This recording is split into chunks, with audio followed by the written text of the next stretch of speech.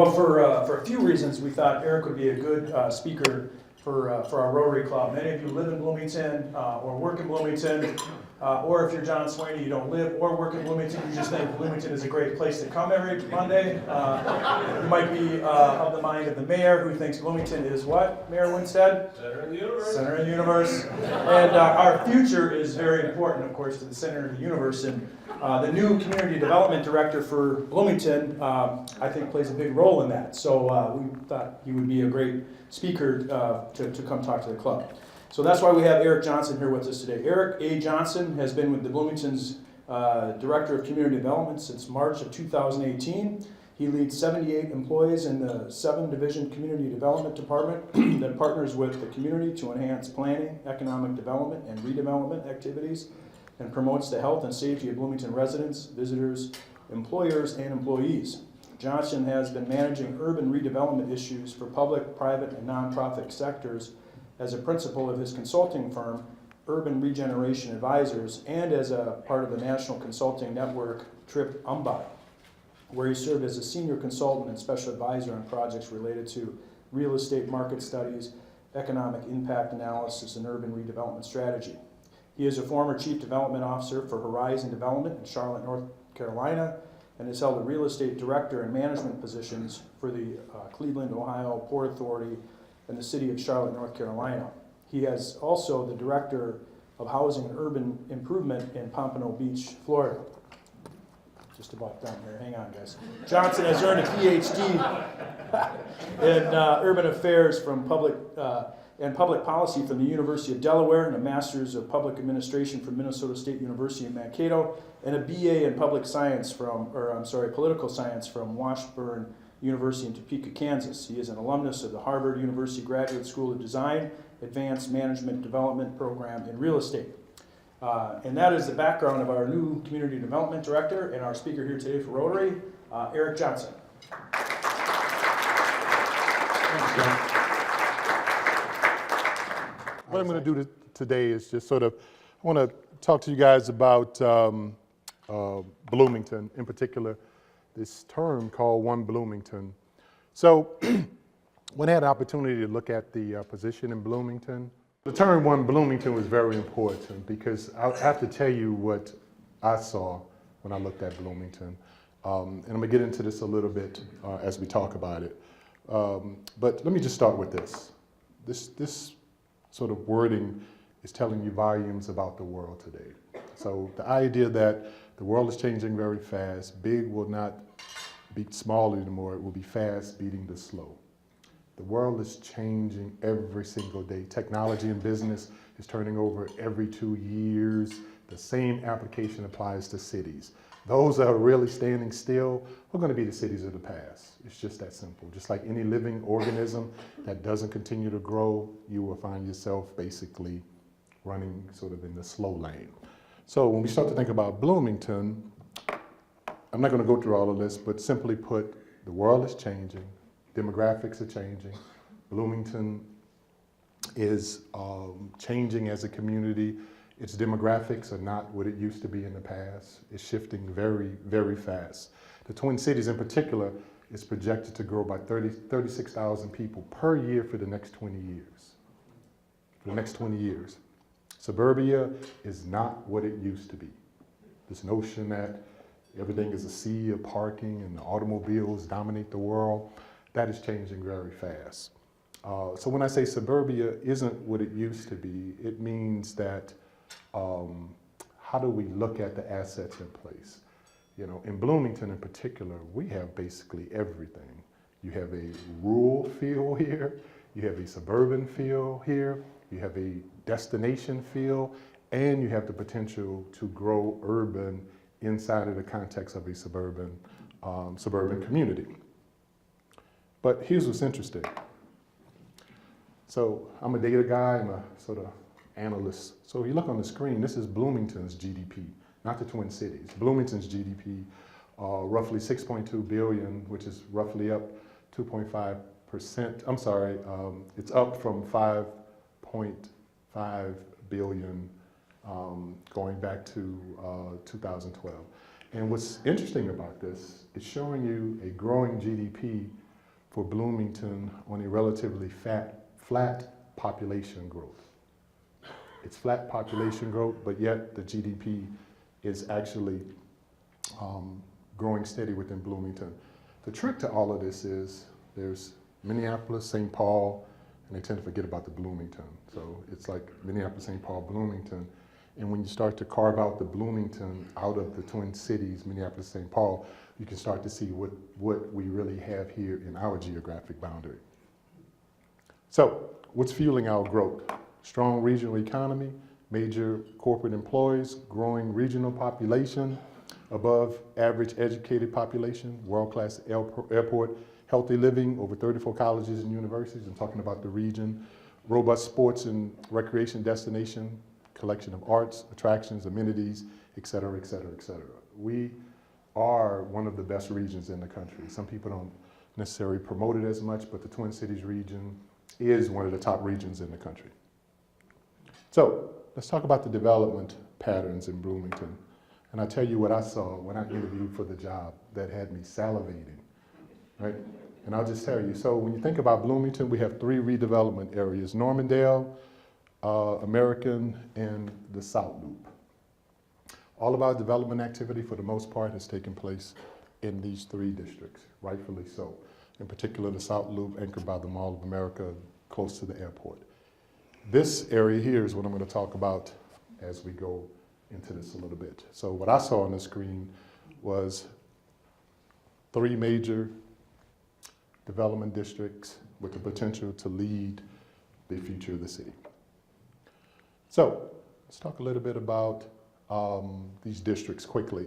3 districts: Normandale, you see on the screen, great place, transit-oriented, established as one of the metropolitan area's preeminent suburban office locations, contains about 15% of Bloomington's future commercial and residential population.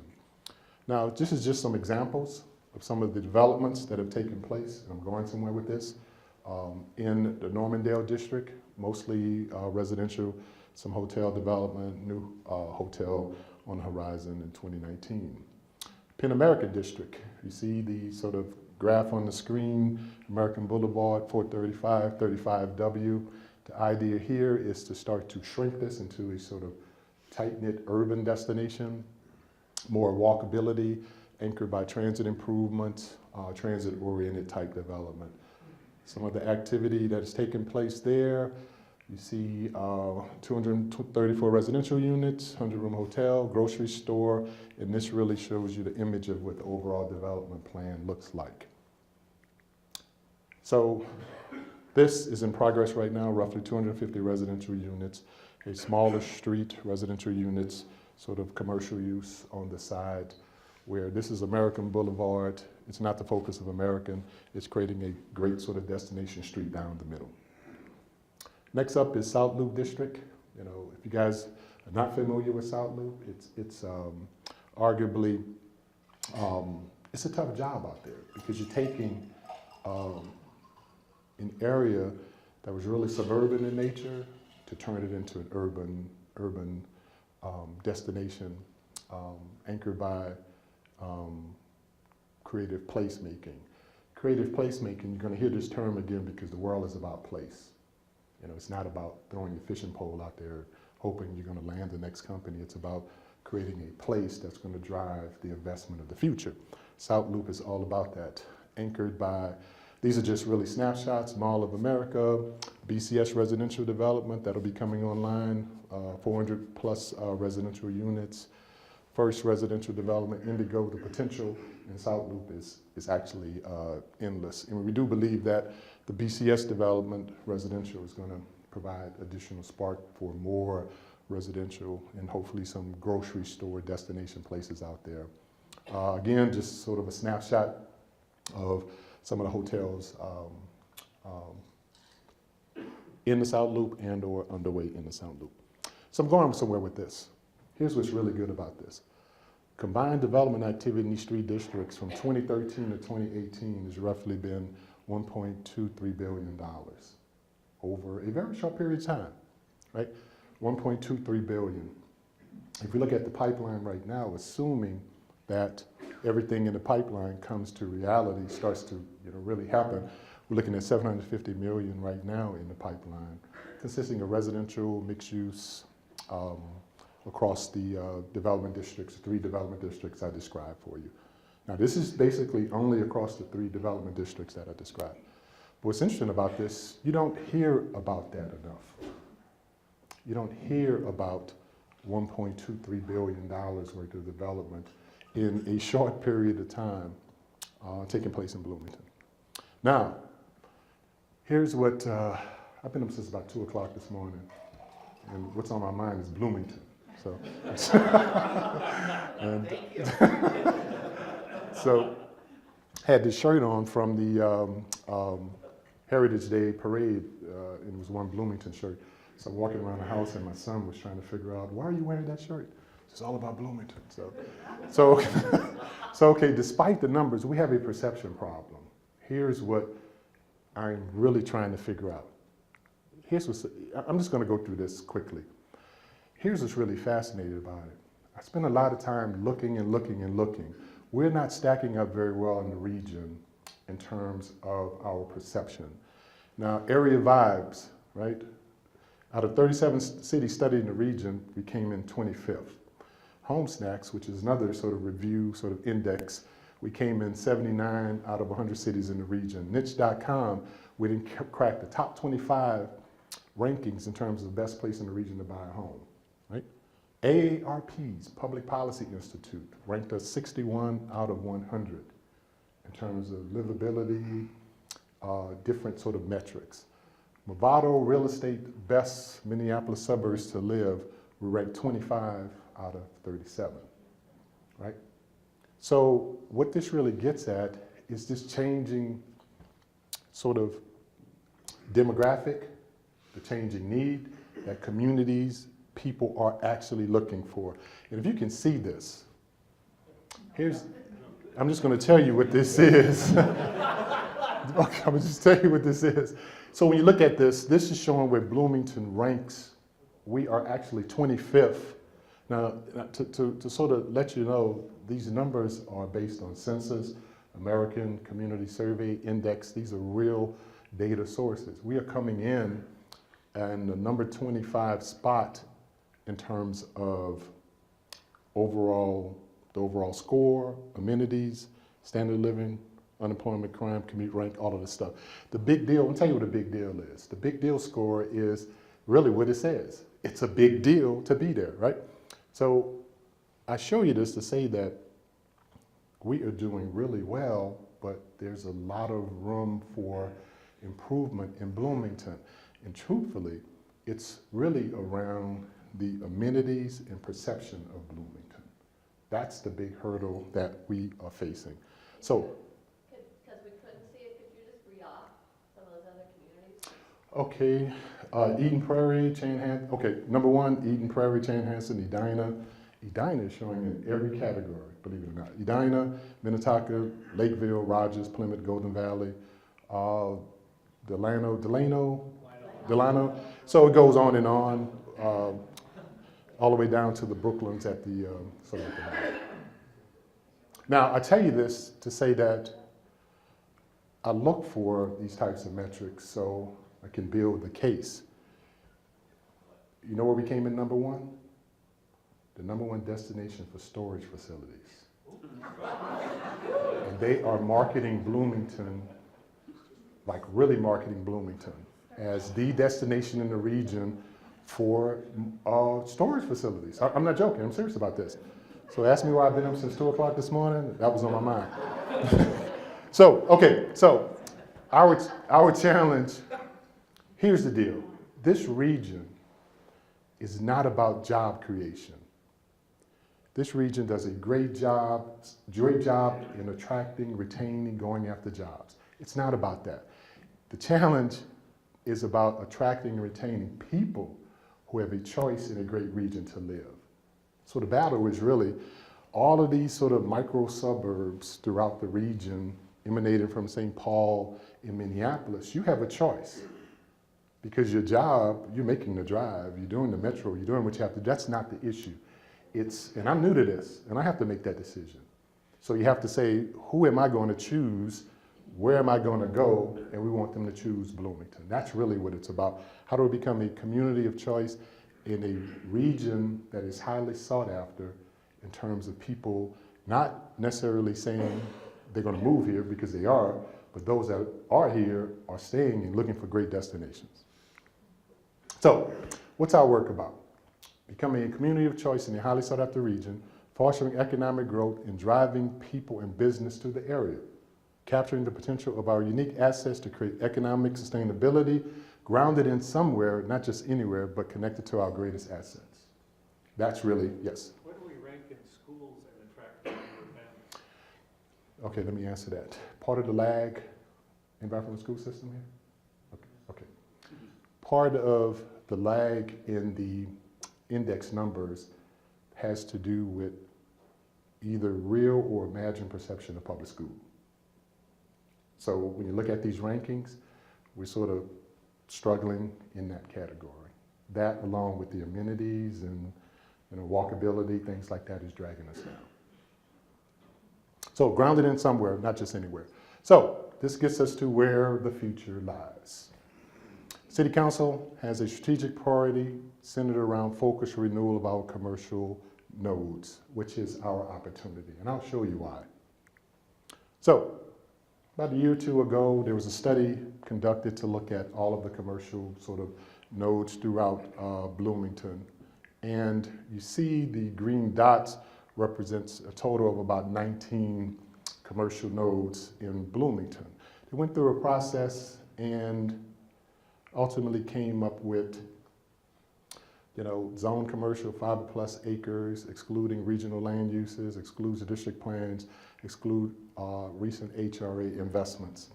And in the final analysis, came up with about roughly 8 commercial node priority areas. And what you see on the screen here is the location of the priority neighborhood corridors.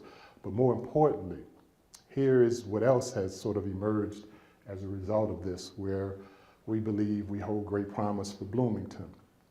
So the redevelopment really provides a transformational opportunity.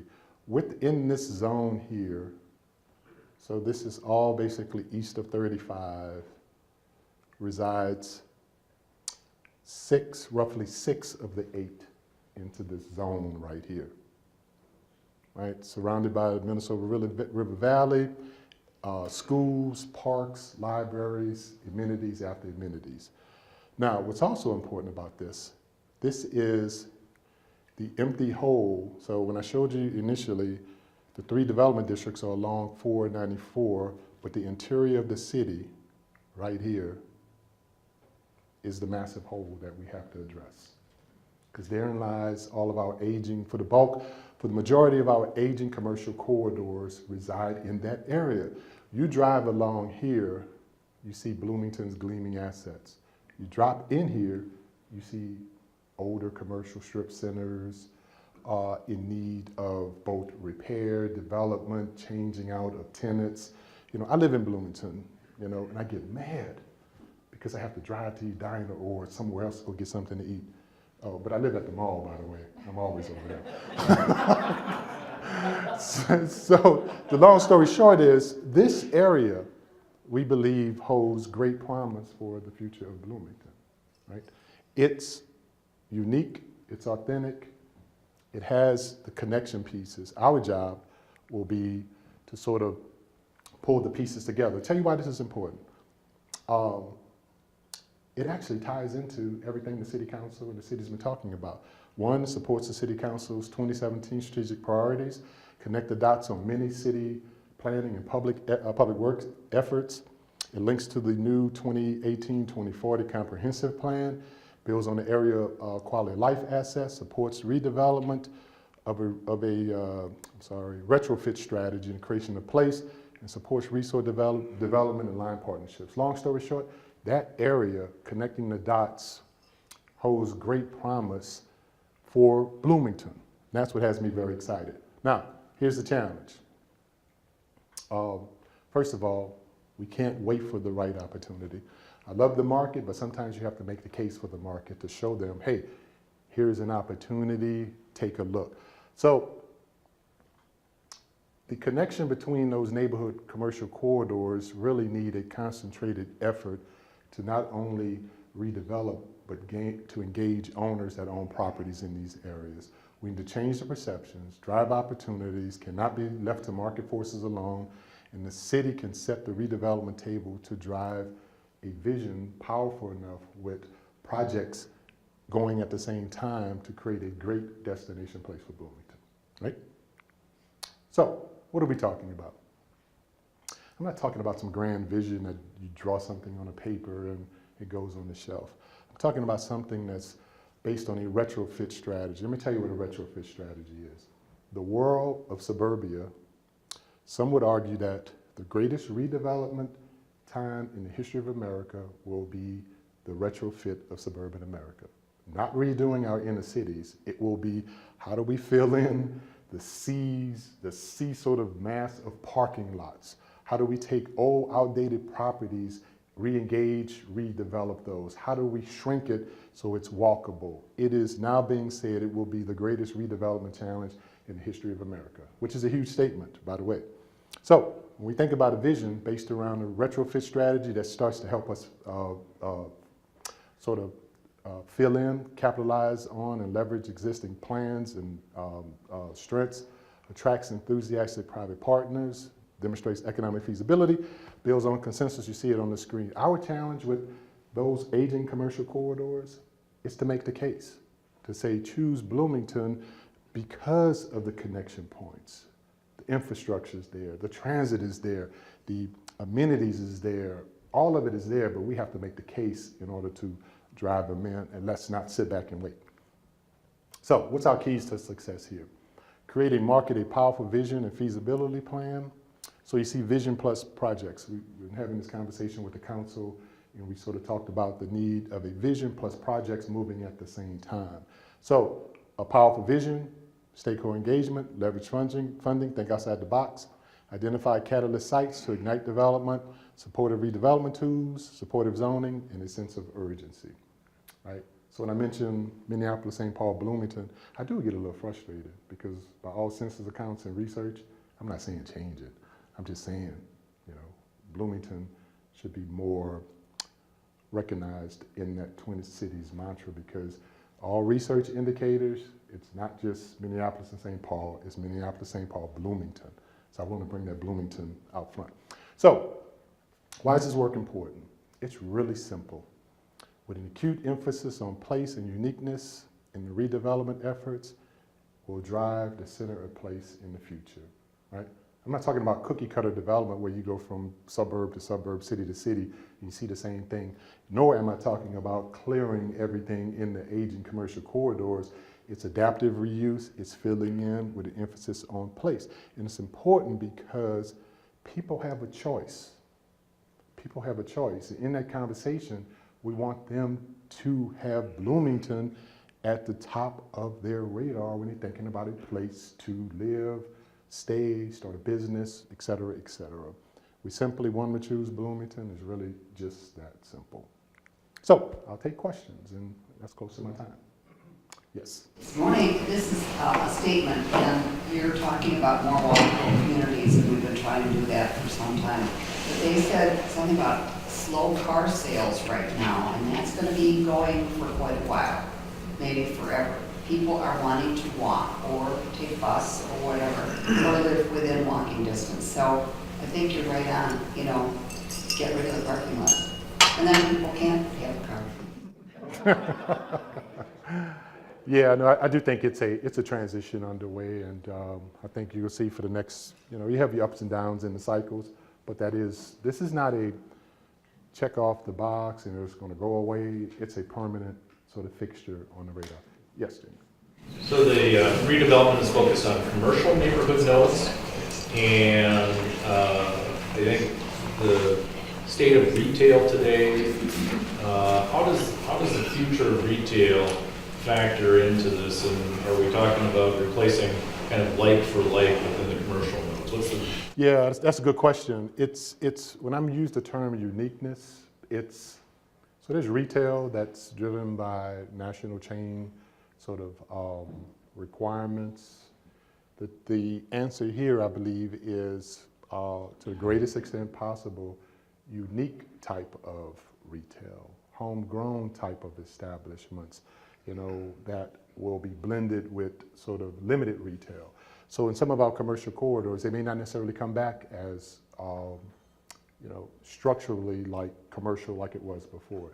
It may be more housing above with sort of strip down below with, you know, maybe a coffee shop or a local bakery or something like that. That's really where it's at. And I'll tell you that that's important, because if you're going to create a competitive advantage for that interior core and not to sort of have a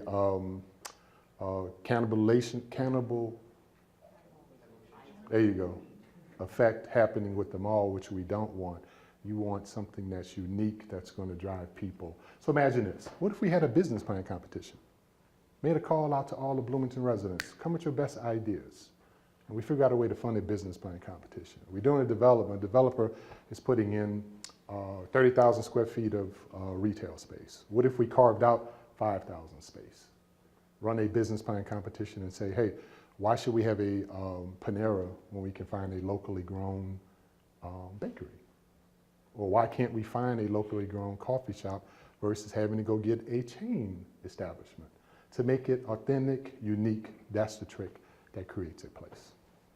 Yes. So we have had many conversations, meeting of the mind about a number of things, including increasingly study after study after study, the role of the arts and design and aesthetics. And those are different things. And so a thriving arts scene that is participatory, but then also separately design, architecture, aesthetics, and the contribution that both of those tracks make to the kind of vitality that you're talking about. Could you touch on that a little bit? Yeah. Yeah, actually arts, I'm gonna use the term, arts as economic development is one of our most underutilized forms of economic development.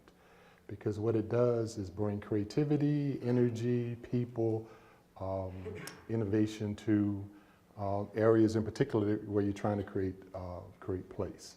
So imagine if you can transition existing, for the commercial real estate people in the audience, what if you were able to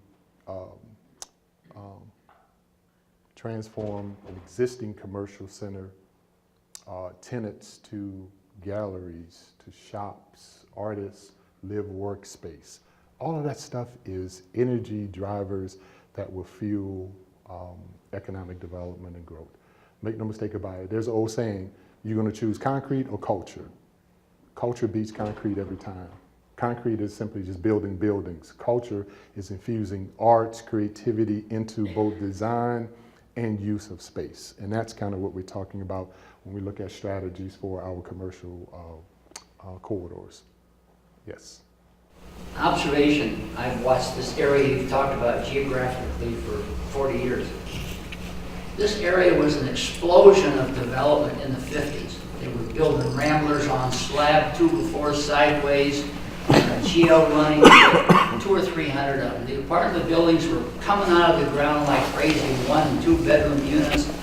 That most of them now, when you do Meals on Wheels and delivery, you go to those buildings and you think, I'm not sure how you ever rehab them. So if you can't rehab those things, and they were all exploded in the 50s, then you don't have the population that would take to support this urban development you're talking about.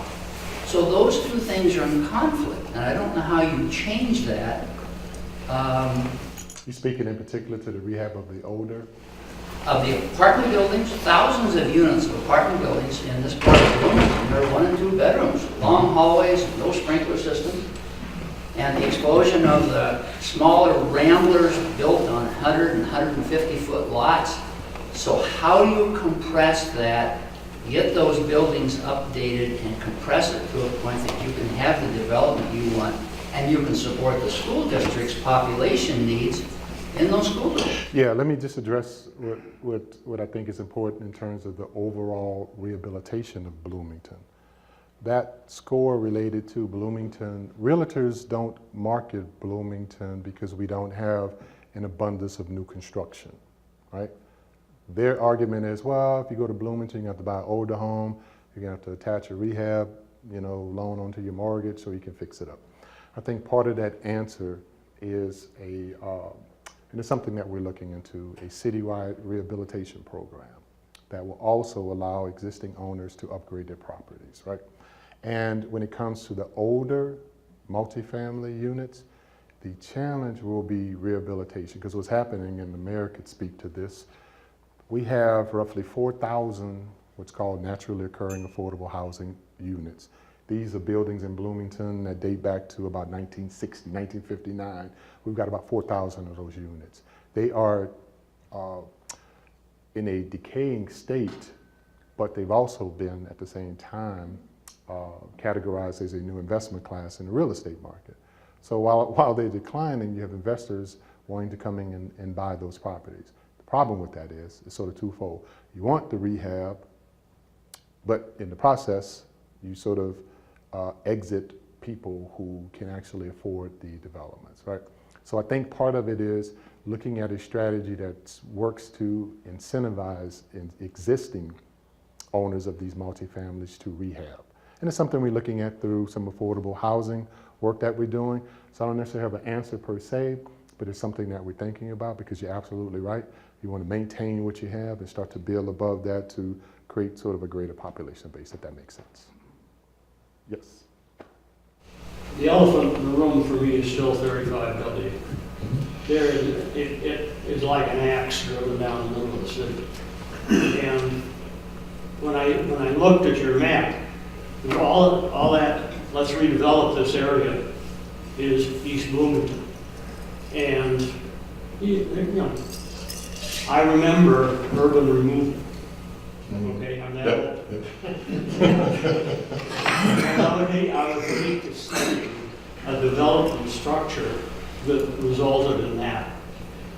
It seems, I don't know, the only thing I can see to do with 35W is let's start buying air rights and using them, whether it's a retail development or a community center that links both sides of the city walkable. Right now, there's probably one or two places that are reasonably walkable to get across 35W, maybe 86th Street and maybe 106th if you stretch. The rest of them, it's like half a mile between residences or more. Yeah. There's no connection there. What's interesting about your comment, east of 35, and I think I was talking to Jamie about this, east of 35, the state housing finance agency, so when it comes to like tax credits and things of that nature, east of 35, and we know this because developer after developer comes to see us, and we ask them to scour East Bloomington, right? To say, hey, we need some development over here. And what we are learning quickly is this concept of economic integration, right?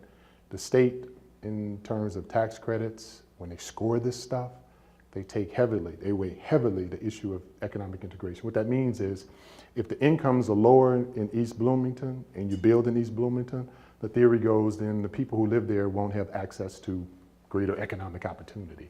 So West Bloomington has higher incomes. So when you look at tax credit scores and everything, most of them are going west of 35. So that's another equation we have to figure out. How do we incite development east of 35 without, this is what I think is going to happen. Eventually, east of 35 is going to take off. To your point, to make sure that we have development that's equitable, we have to be mindful in terms of how we sort of set the table. So that's why you tend to see that 35, that whole sort of middle, it's an opportunity done right, if we do it right. Next question. Eric, I served in that 2040 planning group. And one of the things that has frustrated me in Bloomington for a long period of time is we have over 30% parkland in the city, which is probably unique in the metro area. But nobody knows it, and our accessibility is not good. So I know one of the things we talked about, and one of the things, there has been some progress made, but we have really terrible bikeability across the city. And we don't have access to the whole 9 Mile Creek area, for example. We have a road that goes around it, but you really can't get in there. We have a good example in Edina where they took and put a bike trail through an area that nobody probably thought they could do it, and it's opened up the whole area. So I would hope that when we get into this thing, one of the things that I think is a real selling point is the fact that you're living in an area with these amenities that are. You know what? That's an excellent point, that map. So when we started looking at this, from public works to planning, we've sort of embedded everything that's going on. And you look at bike connections and everything through there, everything is there. Our issue is selling it. Because, and I'll sound like a professor now, but the research is showing that it is hard to redevelop an area, these older, aging commercial corridors, because of the complexity of land assembly, buying multiple parcels, zoning requirements, changes, all of the like makes it more difficult versus saying, here's a field full of vacant land that I could easily develop and I have to do all of that. So, next question. Yes. I have a question about affordable housing, and I know that term is used loosely, but it seems that, well, I guess part of my question is, are you going to try to have housing costs more accessible? Because if you have affordable housing that gears towards your low end, that takes care of that end, hopefully. But what I hear more and more is the 20s and 30s kind of age group, they can't afford hardly anything. And I just heard from some people that left the Twin Cities and moved to another state, and their rent is a half to a quarter of what they were paying here. And just hoping that if there's some redevelopment here and it's new housing, that it's going to be able to address that population that, I don't know, somehow doesn't seem to have the cash flow. Yeah, no, that's an excellent point. And I can tell you that we're looking very closely at affordable housing strategies. And I can tell you that where there's a challenge, there's an opportunity. I believe that Bloomington's population growth, if we play the position right on the market where people are standing in line, if we put on the market a home at $270,000, we'd have a line from here to the Mall of America wanting to get a shot at that house because nobody's producing. They would say it's permit costs, building costs, all of the reasons why. And if we can figure out a way to produce a house at that price point, people will flock to this town to want to live here, to work here, to do business here. So to answer your question, we're looking at it because we looked at it from a wage perspective. We brought in some of the best consultants around the world to help us study it. So whatever you hear coming out of Bloomington is not going to be ad hoc, something we're just throwing out there. It's going to be fully vetted. We know the economics behind the market. We know what the wage scenario is, and we do know where developers could actually sort of play price-wise and do really well. In the rental market as well? Rental and how, and for sale, absolutely. We have time for one more question.